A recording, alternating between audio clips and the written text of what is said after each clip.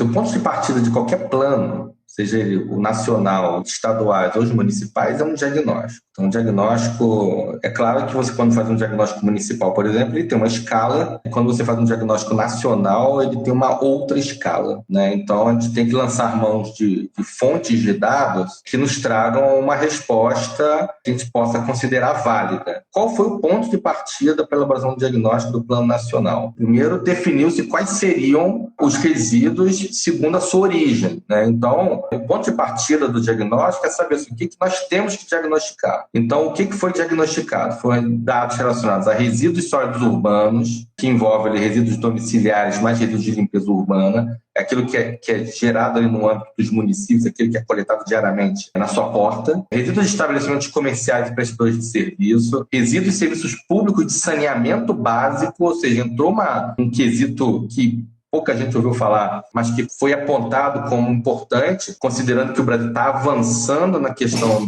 da expansão sanitária, a expansão da cobertura sanitária. Então, nós temos resíduos de saneamento básico, de tratamento de água, de tratamento de esgoto, que isso tem uma natureza específica. Os resíduos industriais, resíduos de serviços de saúde, que qualquer unidade de saúde gera, resíduos da construção civil, que esse também está no nosso dia a dia, resíduos agro-silvopastorizo, ou seja, gerados em atividades agrícolas, resíduos de serviços de transporte, entrou também essa nova modalidade de resíduo, que é aquele gerado, por exemplo, em garagens de ônibus, em pátios de manutenção de trens, etc. E os resíduos de mineração, que já vimos o tamanho da problemática disso diante dos principais desastres relacionados a isso, Brumadinho e Mariana, né? Primeiro, definiu-se essa categoria de grupos de resíduos a serem diagnosticados segundo a sua origem, que são esses resíduos. Posteriormente, avançou-se na questão da composição da base de dados, ou seja, para cada tipo de resíduo desse, buscou-se uma base de dados específica. O mais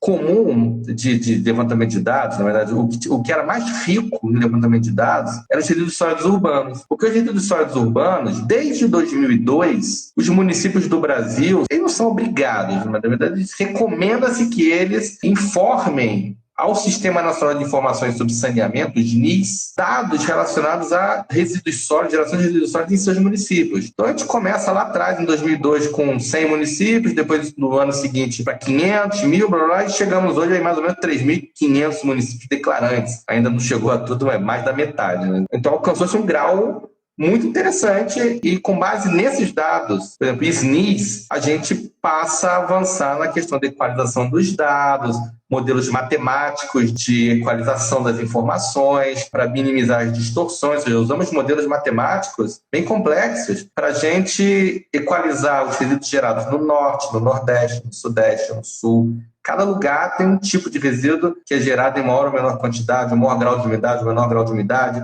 Ou seja, então, partiu-se de bases de dados já existentes. Por exemplo, resíduos industriais. Resíduos industriais, há muitos anos, desde os anos 1990, que as indústrias são obrigadas a declarar ao Cadastro Técnico Federal do IBAMA o quanto eles geram anualmente de resíduos industriais, que tipologia, qual tipo, aonde, para onde vai, que tipo de tratamento, etc. Então, assim, nós fomos buscar dados em bases oficiais. Então, quando a gente fala de veracidade de dados, a gente não bateu porta a porta dos municípios para coletar esses dados, o que seria algo impossível. 5.568 municípios mais 2 distritos estaduais, 5.570 unidades da federação, que a gente teria que bater porta a porta, isso seria impossível. Então, nós fomos equalizar dados por meio de modelos matemáticos para se chegar ali a resultados confiáveis. E para cada tipo de resíduo, uma base de dados específica. Resíduos de mineração. Resíduos de mineração, aí a gente foi buscar direto das mineradoras. São quantas mineradoras no Brasil de grande porte, sabe? Não passa de 10, sabe, de grande porte. Então, nós fomos direto nelas, entendeu? Buscar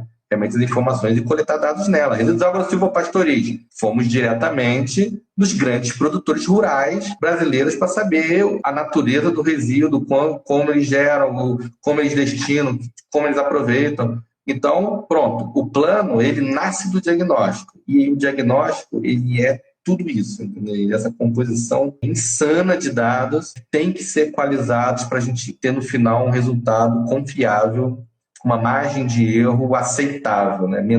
a menor possível e aceitável. E também agora, integrando esses sistemas, né, é o que está acontecendo agora, que a gente vai acompanhar como é que na prática isso ainda vai mudar, mas a proposta é essa, né, de fazer essa integração. Então, a tendência é que as nossas fontes sejam cada vez mais confiáveis, que as informações fiquem numa única base de dados. A tendência é essa, né? A gente ter dados cada vez mais dentro da realidade. E uma vez que veio aí a portaria 280, legalizando que todos os estados têm que ter a declaração da rastreabilidade do resíduo junto aos manifestos, fazer toda a legalização, isso permite com que diminua a ilegalidade, vamos dizer assim, o desvio dos resíduos, né? Então, a tendência é sempre a gente estar melhorando cada vez mais com essa base de informações, né? Elas ser cada vez mais confiáveis.